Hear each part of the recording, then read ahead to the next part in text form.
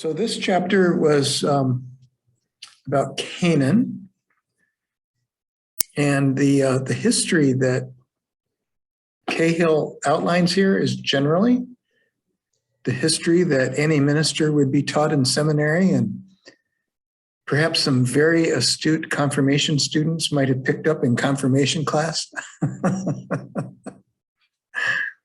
Or in college, you might have picked up in a religion class about the Old Testament or something. I have our discussion questions, but I'd like to hear from you all first. What struck you as interesting, compelling, confounding? And not just this chapter. If you want to go back before that, we can. If you go ahead, you're on your own because I haven't read the last two chapters.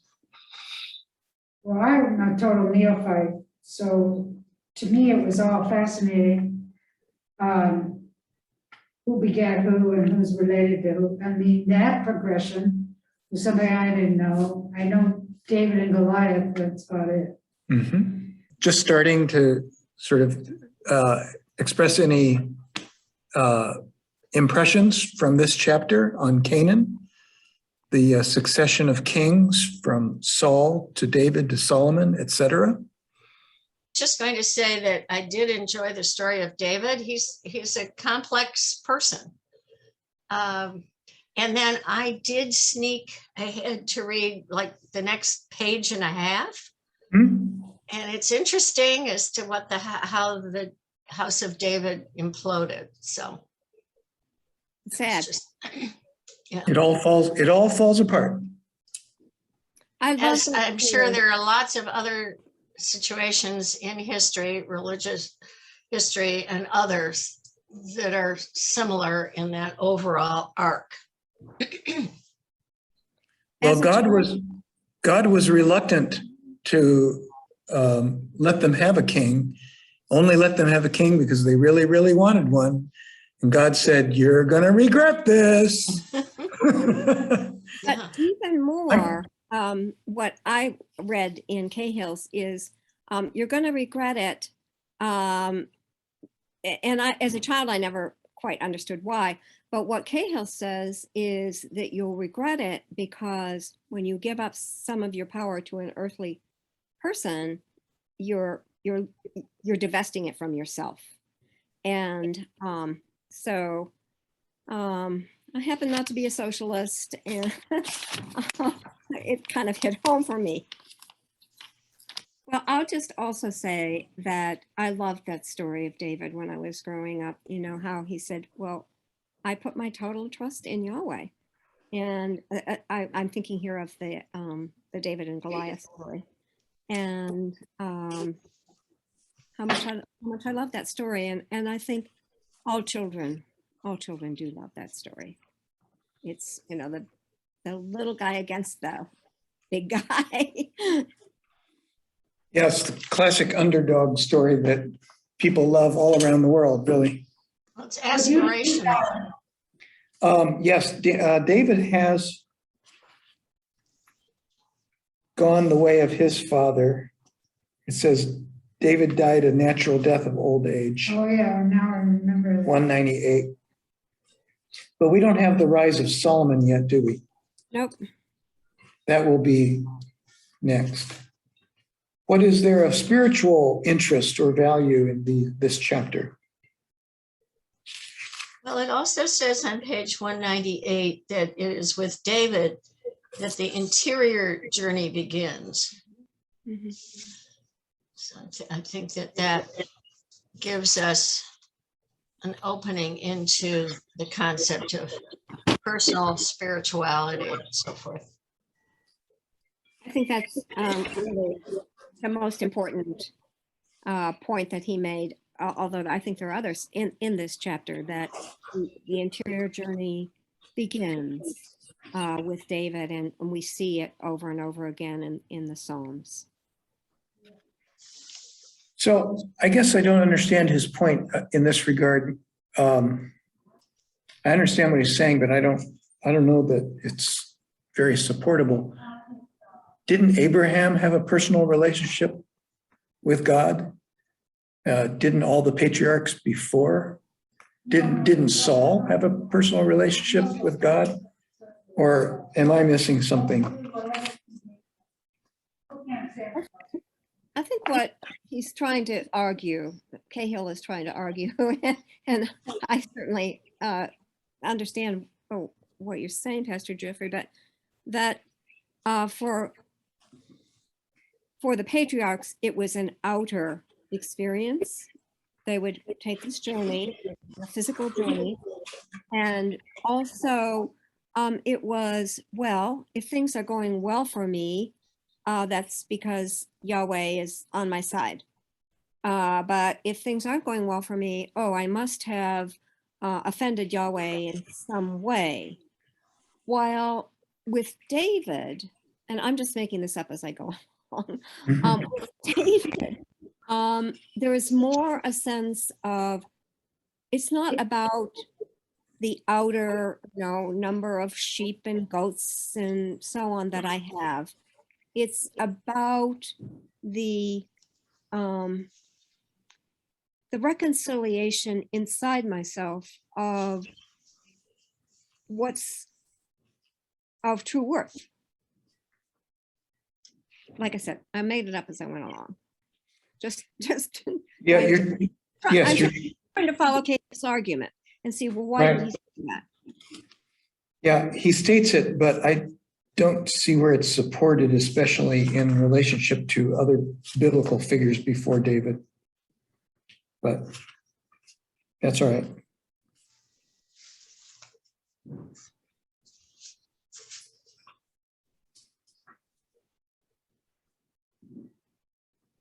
I think it's just that, that self-reflection that we see in the Psalms.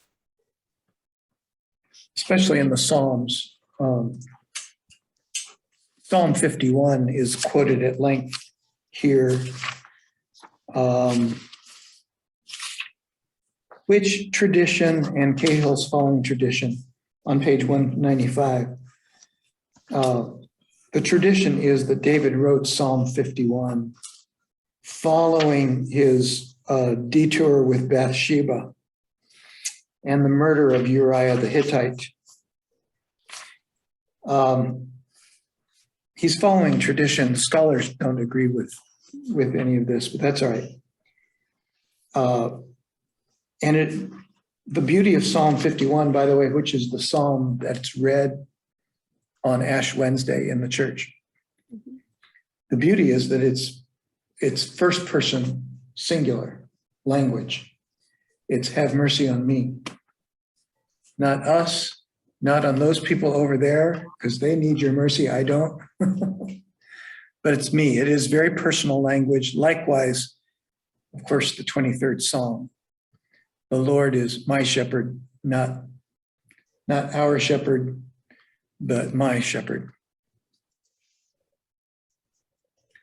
And so maybe that's what he means by the inward journey, that the Psalms, which are supposedly written by David, are often very personal and they're very emotional. There's feelings of jealousy, anger, joy, delight, exuberance, and they're very personal. It's the problem really here is, I think, a historical one, and that is the tradition says that David wrote most of the Psalms, but I don't think there are any scholars that really agree with that anymore. Doesn't that then just shoot his argument out of the water? Well, no, because it's all of this is a psychic change. And so, the psychic change is a present for many people at about that time. In the sense of, oh, I see. No, it's not about outward. It's not about outward. It's about finding inner peace.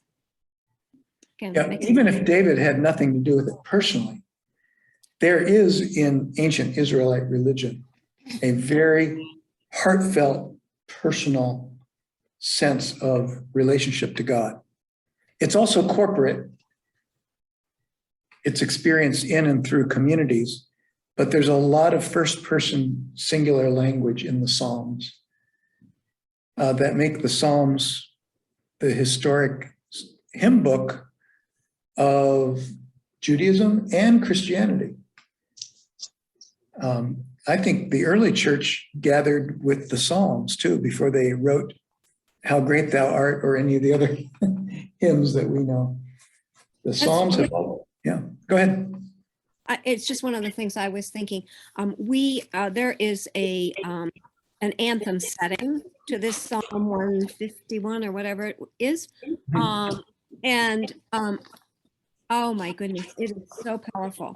And while the anthem setting doesn't come from the Jews, the Psalms themselves, one of the gifts of the Jews. And I wonder, did you have a chance to look at that Psalm 23 with Shalom Schechter? No, but I know the Holy Rascals.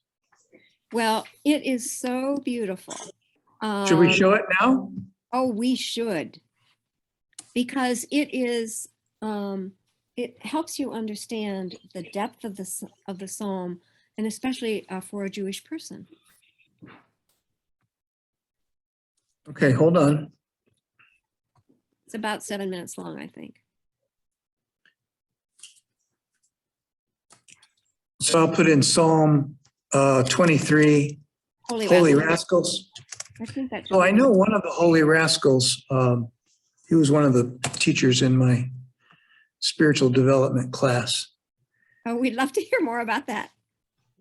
Okay, so here it is. So this is the guy I know, Rami Shapiro. He was one of the teachers in my spiritual development class. He's one of the Holy Rascals. Okay. Let's go to the song, because it's first of all, first he gets the melody, because it says Mizmor LeDavid. It's like a tune in his head that goes around. The Lord is my shepherd, I have all I need. And he is saying the Lord is my shepherd, okay? So then he makes himself already like into what is it like to be a sheep. Most of the people say, the Lord is my shepherd, I'm attending a funeral. But I shall not want means I won't experience any lack. Lo echsar, nothing will be missing. There's nothing missing. But Roi, my shepherd, also is related to a word for Ray, my pal, my friend.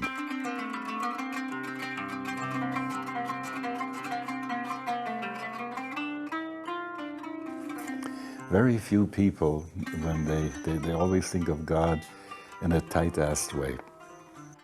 But when you're driving a car and you're talking to God at that point, my buddy, El Melech Ne'eman, I love to say that, God, you're my prince, you're my buddy, Ne'eman, my Chaver Ne'eman, my friend that I can trust, okay? And he makes me sprawl on green pastures. It doesn't mean nothing, it's nothing to lie down. Yarbitzeni, like I'm going flat on the ground, like this. I'm a sheep, remember? Okay. He leads me to the quiet water of quietness, but quiet water. Beside the still waters she will lead. He leads me in the circuitous paths of righteousness. If I'm going to be right, you can't be right. That's how it goes. But in the circuitous paths, it could be you be right, I be right. And the word tzedek means like a scale. And it says in the Bible, tzedek, tzedek tirdof, righteousness, righteousness shall you pursue. Remember that sentence? Mm-hmm. And it means, so once a guy says to me, he did some work for me, and he said, so how much am I going to charge you? After all, you're my friend. I said, listen, tzedek, tzedek, it should be righteous for you, it should be righteous for me. Okay. For the sake of his name. meaning that God gets a good reputation when both of them are right, when it's a win-win, okay? Even though I walk through the valley, it doesn't say shadow of death. That comes from the valley of dark shadow. Even though I walk through a dark and dreary land. Imagine, here's David. He has just had a tough time with Saul and with the king of the Philistines. He's sneaking back to his people, but he has to go through the corner of the ravine. He doesn't know who's going to wait for him. There is nothing that can shake me. She has said she won't forsake me. I'm in her hand. Remember the Western thing? The guy puts his hat on a stick, you know, he goes, right? Yes, I do. And so he says, even though it's dark and so I will fear no evil, for thou art with me, you know. And also I'm a pretty smart cowboy. That's right. It's a little combination Right. in your imagery, which I Right, like. right. So he goes, it's in the dark and he goes through. Your rod and your staff. The Hebrew says, Hema Yanachmuni. So I didn't quite understand it until I got to the Vulgate, the Latin translation, where it says, Virga tua et baculus tuus, ipso meum comfortant sint. They equally give me comfort. So the rod gives me a whack, you know. The staff is like a crutch, I support me. How could they both give me comfort? Because if I do something wrong and you whip me for that, I'm glad you're home. So it's this kid, he has just broken the cookie jar. Mama said, don't go into the cookie jar, and fell down, broke into pieces. He can't make it unhappen. And he's crying, doesn't know what to do. And now misses his parents, and she slaps him. And he says, I'm so glad you're home. Okay, that's the rod. Then there's the staff that helps me get from one place to another. And equally, I get comfort from them. Thou prepares the table before me in the presence of my enemies. This is a funny thing. It's not na na na na na, you know. But what we have been doing with that is in eldering, when we do spiritual eldering, we invite the people, the SOBs who did us wrong. And then Who do us wrong. yeah, in an imaginary banquet. This guy, you know, who did me in the thing, because of that, look what I gained. So there's all kinds of people who gave you trouble, that if you can call them in and say, hey, thank you. Or if you would say, the Dalai Lama keeps saying, you difficult teacher, thank you, right? So you have anointed my head with oil. Doesn't mean that, you know, but when the hair is dry and you know, and everything about oil on the head has something to do with messiahship, you know, the word anointing. So that's fine. And the combining of the anointing head and cup when it runneth over. Is there The cup never runs over. That's King James' mistake. Oh, well then let's stay with King James. No, you know. So nice. I like the cup. But the cup doesn't run over. The cup is satisfying. It's quenching. see. You know, kosi revaya. Revaya means I no longer thirst. Having had to drink from this cup, I am not thirsty anymore. Yes, yes. And then it says, if I have to have a paranoia that will persecute me all the days of my life, the Hebrew word is run after me, chase after me. Only goodness and mercy shall dwell, shall follow me all the days of my life. So if I get paranoid, remember it's goodness and mercy coming behind that. And I shall dwell in the house of the Lord for all the days of my life, which is, where else am I dwelling? That's how I see the song. As it was in the beginning, is now and ever shall be, world without end.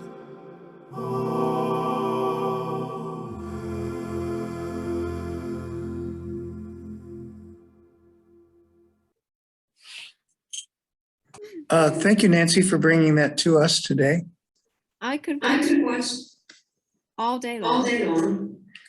Next time I'm preaching on Psalm 23, I'm going to go to that video. So on the left is Rabbi Rami Shapiro. He's a rabbi in Nashville, of all places. And he's a faculty member in the program that I learned my interspiritual spiritual companionship. And the speaker there, that's Rabbi Zalman Schachter Shlomi. And he's the founder of the Jewish Renewal Movement. He passed away in 2014, but he's the founder of the Jewish Renewal Movement and the founder of spiritual eldering, which some may remember. We had a speaker in spiritual enrichment a couple of years ago talk about spiritual eldering based on Rabbi Zalman's teachings. That was very rich. I love the chanting too and the dancing. The dancing. Yeah. Jeffrey, can you briefly explain what spiritual eldering is? You know, I so appreciate your question. And if you ask me next week, I can do that because I'm leading a retreat in Michigan, Monday and Tuesday. And I'm the leader, and I have put that as a reference point, but I haven't done my research on it. We'll ask you next week. But I know we have materials in the spiritual enrichment file because we had 2 Sundays on it.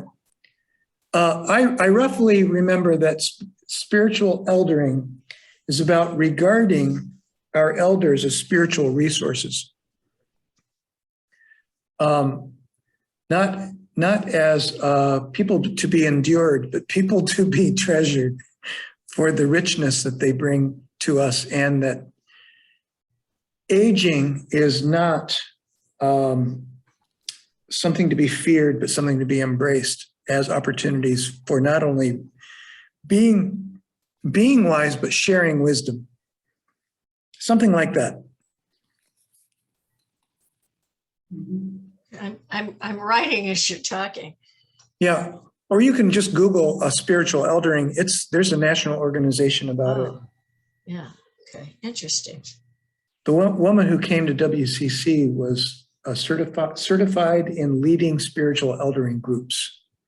Well, there are a lot of present day people, groups, Japanese, Indian, American Indian, who venerate the elderly. Absolutely. And so I'm sure there are others. Do those come up? Yeah. In Zimbabwe, people would gather around and have a decision to make as a community. Everybody would sit in a circle and talk till all the talking was done. And then the elder would stand up. And having listened to the conversation, would cite all the points that he or she had heard all day long, and then proclaim the course of action. That's good. Good What message else? on leadership. Yeah. What else strikes you as beneficial in I this just wanted chapter? to say that what made me think of that psalm right that minute was that we were talking about just the personal relationship that the Psalms reveal between the petitioner and Yahweh, and that kind of comes through, with this our holy rascal here, Schechter Shalom. Driving along, talking to God in your car. Oh, well, I don't think I've ever done that, but sounds like a good idea. Yeah. Just don't close your eyes if you're driving. Thank you.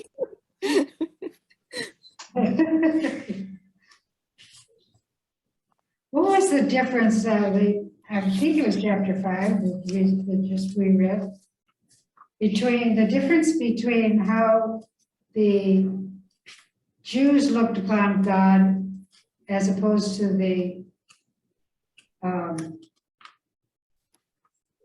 previous, The Canaanites? maybe. who were in the land? Yeah, would they be called the Egyptians too, or are they different? Canaanites, I would say. Mhm. Okay, wasn't there something about that it struck me as, oh, wow, and now I can't recall my thought.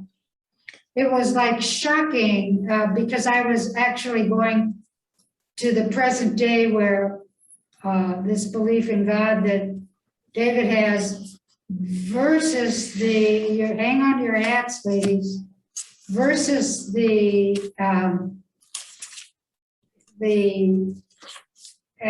churches that are very, very, very conservative. Now, does anyone know what I'm getting at? Because frankly, I can't piece it together. Something about the Canaanites and something that seems to relate to present day with conservative Christianity and the politics and so on. There's reference to Baal here on 172.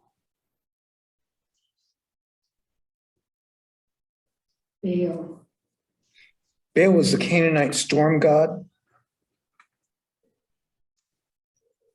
One of the things that I noticed, and maybe this is what Nancy is referring to, is I've heard this phrase about more fundamentalist Christian organizations, the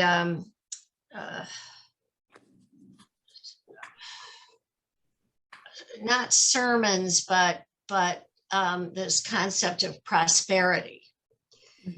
And there's a phrase for it, and I'm not quite thinking of it, but that was sort of reflective to me on page 198, the assumption that whoever obeys Yahweh will be rewarded with prosperity and long life. Whoever does not will be punished with suffering and death. Oh, yeah, that's Was that part of it? it. Okay. Was that it, Nancy? Yeah, I mean, that's part of that reminded me of this yes. thing that I've heard about the do they call it the gospel of prosperity? Yeah, the prosperity gospel. Yes. Oh, okay. Thank you. That is part of it. Now I have to reread page 172 because I don't know what the Baal's idea is. Well, I think Nancy, or I think Sally is onto Yes. maybe what you had in mind. Yeah.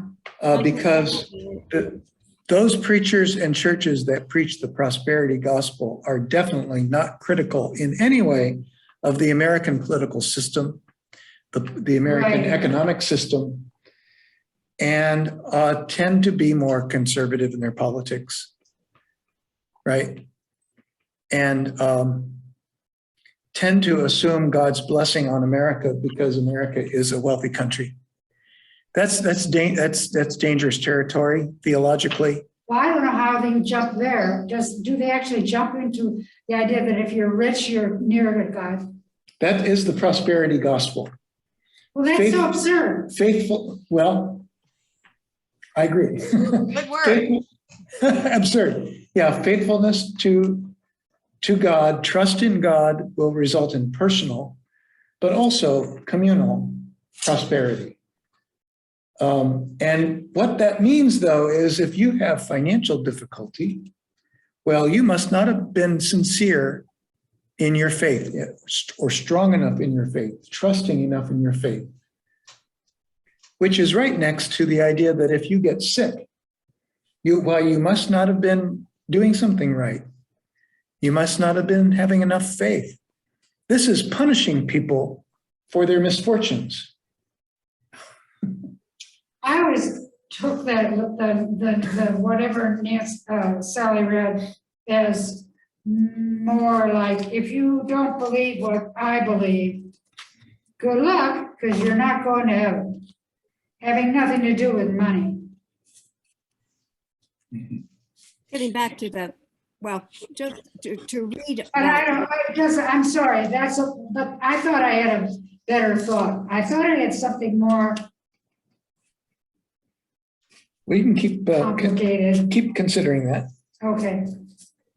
But on page 198, just to reread part of what Sally read, starting with this harsh outlook on page 198. This harsh outlook that worldly success and prosperity are certain indicators of God's favor long before the Calvinism with which it is usually associated.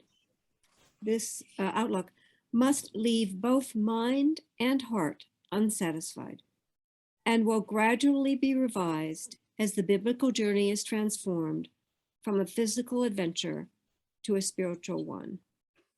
As the Israelites look more deeply into their hidden part, the crudeness of this tit-for-tat morality will become more obvious to them. Sort of reiterates what we were just saying.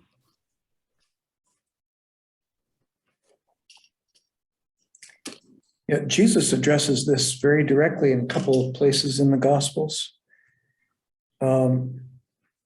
And we don't know exactly what Jesus said, of course, the historical Jesus, but that he's associated with this thought twice in two different Gospels in two different circumstances suggests that there is a tradition about Jesus that questions this prosperity gospel craziness. At one point, Jesus says, "The rain falls on the just and the unjust alike." Mhm. That makes a lot more sense about the way the world really is. It's that you cannot say that God saved me from the tornado because I prayed hard or I deserve to be spared. Because what does that say about the neighbors who got hit? It's crazy talk. What is this? Oh, sorry. And secondly, Jesus in John's gospel deals with a man who's born blind in, I want to say John 5, but don't quote me on that.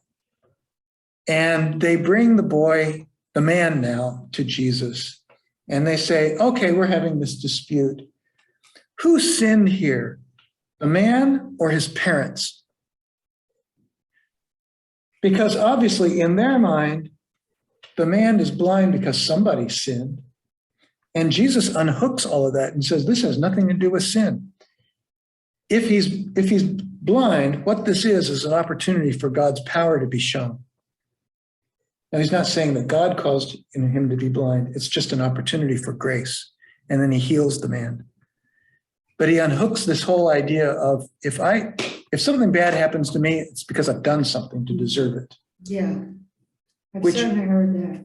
Which is a theology a lot of people have in their hearts and minds, and it's sad because they feel that every bad thing that, it's like everybody's out to get me, even God. I don't even deserve to be on this earth. So sad. What is this thing about the camel and the needle and what does that mean? It's another That's a rich man.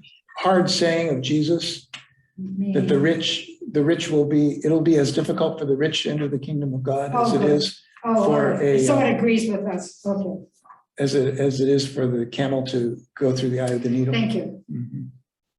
I get this stuff confused, sorry. Jeffrey, That's why we're here. To your point about people really castigating themselves, that is so sad, but I think it's also used politically as an excuse to not help people who are less fortunate, that it's their fault for being less fortunate, not Yeah. taking into account reality. It's called blame the victim. Exactly. Mhm. Exactly. You know, this just isn't the Jesus that I think of.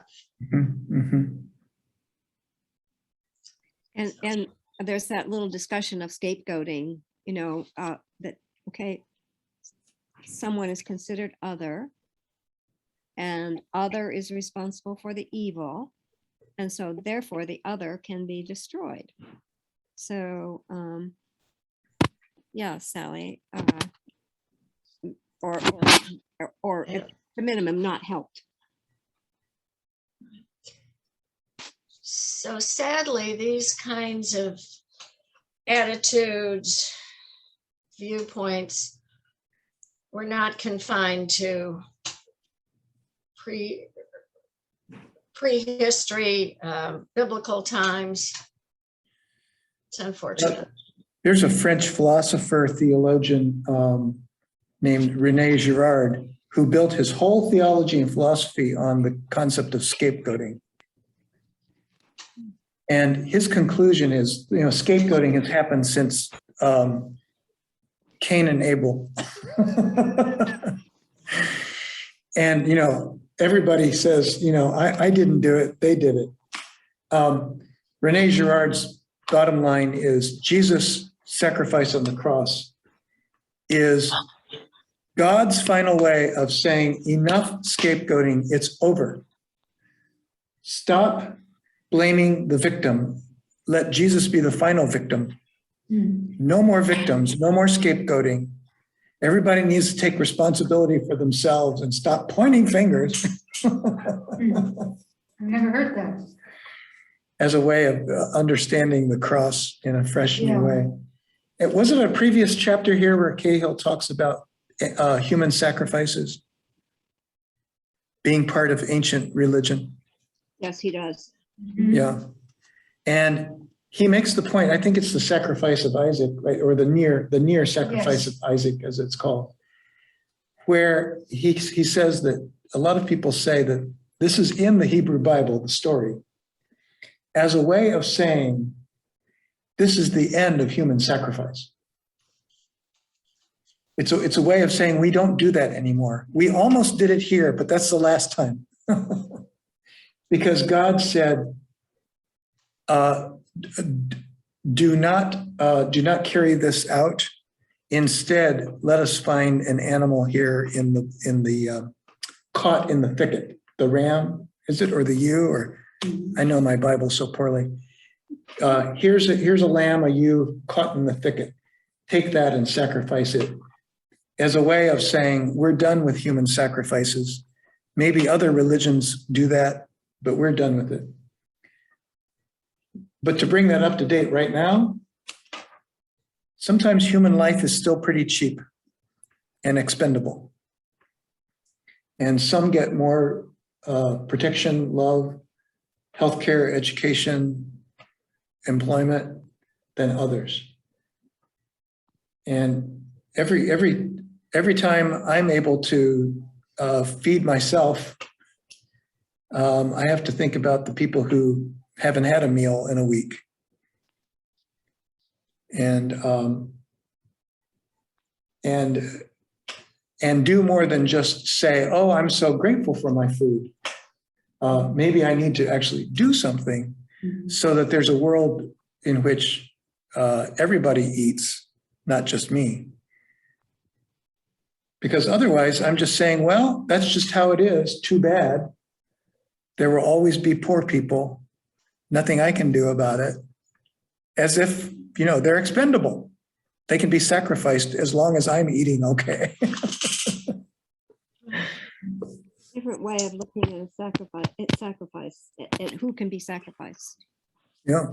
beyond the, on an altar kind of sense. And thank you. So sometimes it's up to a dozen or so people in Chicago lose their lives to gun violence, in a week. And I think we've become accustomed to it. And as if, well, that's how it is. As long as it doesn't happen, in my town, what are we saying about those human lives when that's our subtle attitude about it? Again, from the neophyte point of view, reading this, I've never read Harry Potter, but is the Bible, this Old Testament, sort of like Harry Potter? Because the story was, the chapter 5 was a page turner kind of. Mm-hmm. It's so loaded with drama and good drama. So I was wondering, just hearing you speak, if I didn't believe in God as the Israelites did, in fact, didn't really believe in God, but this is lasting literature because it's so interpretive and uplifting. Particularly when you translate it into today, you realize the same stuff is still going on, and how to identify it. kind of, how to think about it. I don't know, I found this chapter 5 fun, Or compelling anyway, right? compelling. Yeah. I mean, Well, I mean, particularly that business about, I'm getting old, so I can't figure out, I can't remember, I can't recall it. But Saul's in a cave and he's hiding from Yep. from David, and then suddenly David goes, and, cuts his cloak. yep, Yeah, rather than killing him. rather than killing him. The man who's pursuing him, Yeah, he refrains from yeah. taking advantage of Saul at that I moment. mean, That's powerful, isn't it? it's really fun. Yeah, well, I thought of it as, clever, fun stuff. But Powerful, now I think of it more as powerful after. yeah, I don't think this is comedy, although there are comedic aspects to it, right? I thought it was quite actually kind of funny with that. It's bittersweet. It's, I don't know, what do you call these? These Bittersweet, well, poignant? What'd you say, Nancy? Oh, never mind. It kind of reminds me of what, the Holy Rascal recently that, preparest a table before me in the presence of mine enemies. And the rabbi's yeah, interpretation of that, it's forgiveness, that's a beautiful. sparing, mercy kind of Yeah, thing. a very serious comparison. Whereas my brain went to that cartoon with I forget it, the Roadrunner, is it? Or he goes meep meep, and he's all. I mean, that kind of humor with this. Hi, and right here. I mean, that's where my brain went with this, because I don't have this strong faith that I hear here. I don't have it. I'm pretty cynical, I think. I think I am, sorry. Skeptical or cynical? No,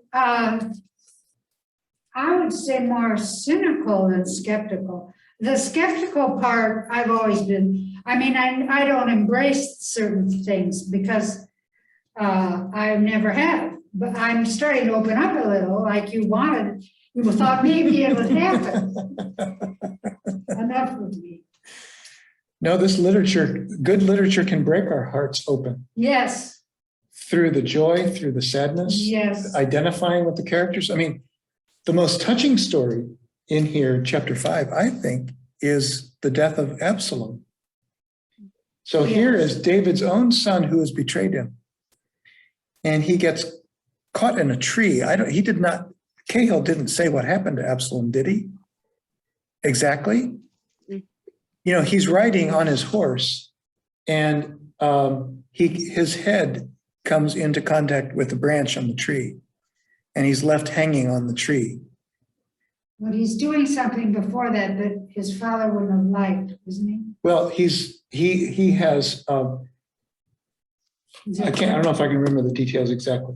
He has betrayed his father. Yeah. He is seeking to dethrone his father, right? That's right. And Thank you. become the king. Mhm. So you would think that David's response would be, I'll show him. And if he dies, well, too bad for Absalom. Instead, it's the weepiest scene in the Bible. His genuine sadness on Absalom's loss. And I have used that scripture in the past to preach at funerals of parents who have lost their children, to indicate the depth of grief, especially if the children had any kind of issues. I took it like that David was a parent that accepted his child's misdeeds, which is it's hardly that, but that's as far as it goes with David. David is, I don't know if he forgave him, but he seems to have understood it. You wonder if David is weeping not only for Absalom's loss, but weeping for the break in the relationship that was not healed before the death. I mean, these are deeply human stories. Oh, yeah. Yeah. Maybe even blaming himself. when we Yes. Get that close to it, yeah. Yes. What have I done wrong here? Right, Maybe I was a terrible father or a terrible king, yeah. right? To cause him to want to overthrow me in Yeah. this way. In other words, I was not at all surprised that David spoke that way. Mhm. He's a pretty good guy. David is. Except when he's not. He's very human. Because this chapter deals with him in a fair amount of depth. We see how human he is, flawed and great. And that kind of goes back to the sermon on Sunday, that even, and what Pastor Jeffrey said in the prayer, that even flawed people, like in that case, James and John, in this case, David, the kingdom, the concept of the kingdom, they pass it down, and it does get passed on. And that was an aspect of this. If we're not finished talking about David, that's fine. I won't raise this. No, go ahead. Okay. Early in the chapter, the accomplishment of the kingdom is intergenerational. And then I think this is a quote from Niebuhr, we shall die without finishing the work we began. And that just kind of, so it kind of made me think about my parents. What was the work that they, were hoping would some way be accomplished? So I just wondered if other people were kind of struck by that. I was. Yes, Yeah. page 169. Nothing I that is worth doing can be achieved in our lifetime. Therefore, we must be saved by hope. And then there's more about being saved. I underlined it, circled it, love. put stars next to it.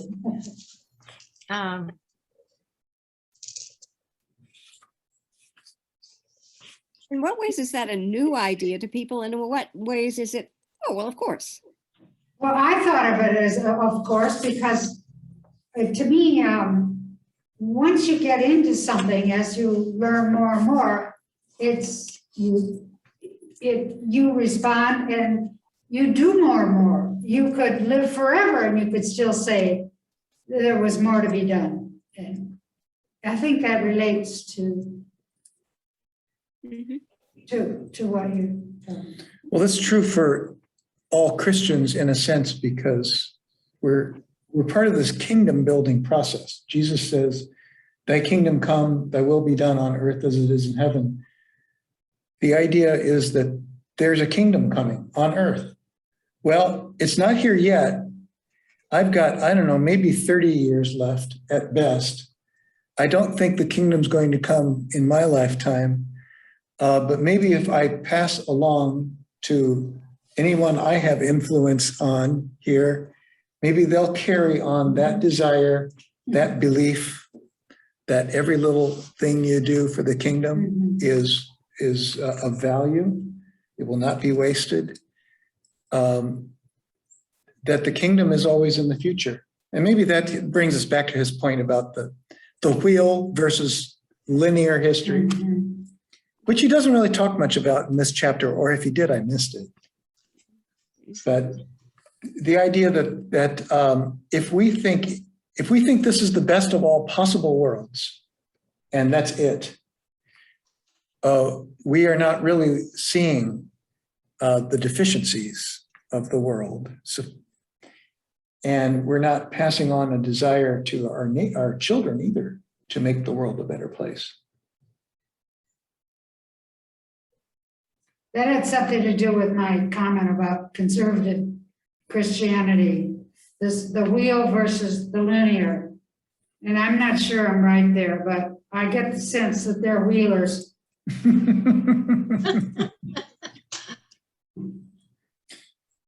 Well, the mainline Well, Protestant, even the wheel going this way backwards.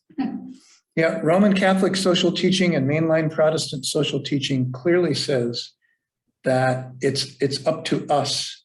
It's up to us to make this world a better place. That religion is not an evacuation plan, Yeah, or a bus service to get us to heaven when we die. yeah, right.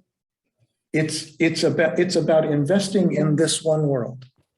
And I have to say, my twin sister can't talk. She would not be able to partake of this conversation. She would only quote the needle and the camel and the blah, blah, blah, and blah, blah, blah. And that's because she can't process. She only can repeat these one-liners, if you know what I mean. And she is obsessed with what people tell her and about going to heaven. I can't tell you how many Bibles she has sent me. And my children. And you remain a cynic. And I remain a cynic. Now, evangelical Christians do have one very, very big linear point, Oh, and that is Judgment Day. When Jesus will come back and take his faithful and make choices between those who yes. are in and those who are out. How is that linear? Because that's the end. This is the now, and that's the end. Couldn't that be a circle, meaning I die and that's the end, but they No. keep going with this? No, in true evangelical thought, when Jesus comes back, that's it. Oh, what do you mean? That's the end of history. You mean everything will be the kingdom, it'll be perfect. For those who believe, Ah, for those who don't, not so perfect. not so perfect. Well, at this juncture, I don't care if it's linear or not. What do others have for this chapter?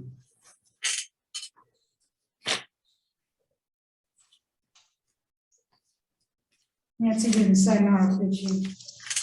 No, she's just not on the screen.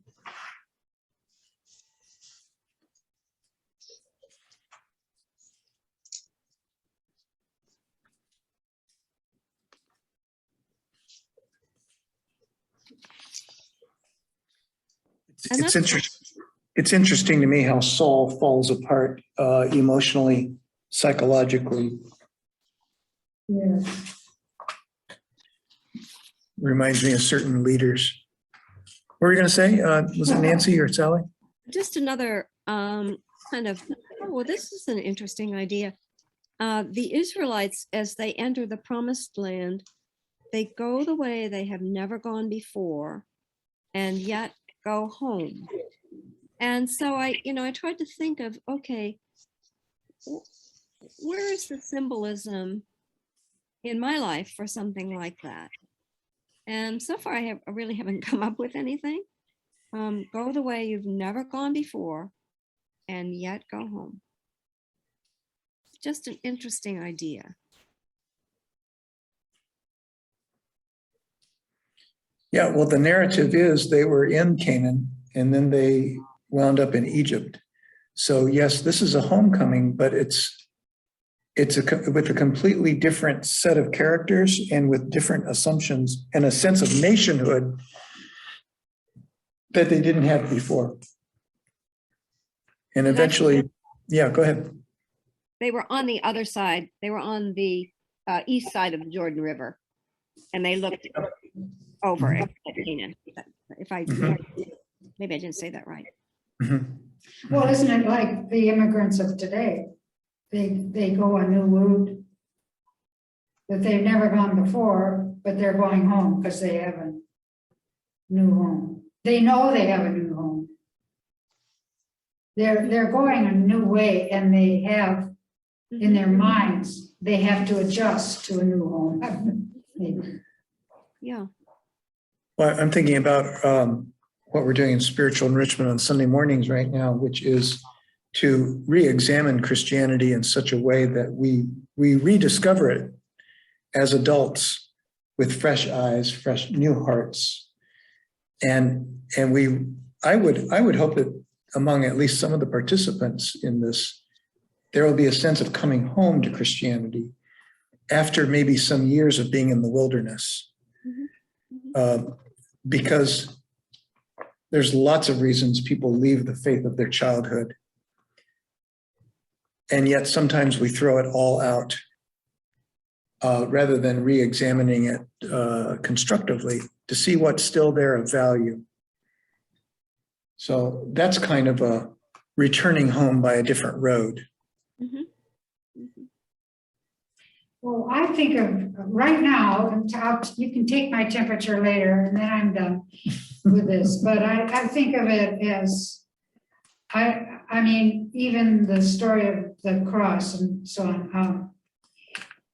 I don't take that literally, any of it, that doesn't make sense to me, but Christianity as a whole for the betterment of humankind and for our daily living Christianity fits the bill as the same as it is with the American Indian. They don't have Christ, but they have trees and rocks and wisdom from the elders, and it gets them to the same place, doesn't it? So that's my thought. I wanted to highlight on pages 172, 173, this conversation about conquest. This is perhaps the most troubling part of the Bible for many people. Sorry, what page? I wrote my comment on 172, 173, but he might start a little before or go a little after that. The whole book of Joshua is one bloody war after another. And basically the people of the land who were there are wiped out so that the Israelites can go home and take possession of the land. Does this sound familiar? Yes. This is a deep criticism of the Bible, but also Christianity, maybe even Judaism, is that we embrace within our story here, our Christian Jewish story, we embrace a God who is apparently willing, if not eager, to completely remove tens of thousands of people who were already living in that land. Why? So that God's people could take their place. That is the story of Joshua and Judges. That's so vengeful. That's amazing. That's an amazing vengeful idea. And it's in this chapter, it's in the Bible. Yeah. And how do you reconcile the God of love, the God who is the God of all people, Jew and Gentile, Right. with that story? And today, in our more racially aware society, we're asking questions like, what was the theological basis for Columbus and for the Western expansion of European settlers in the United States at the expense of Native Americans?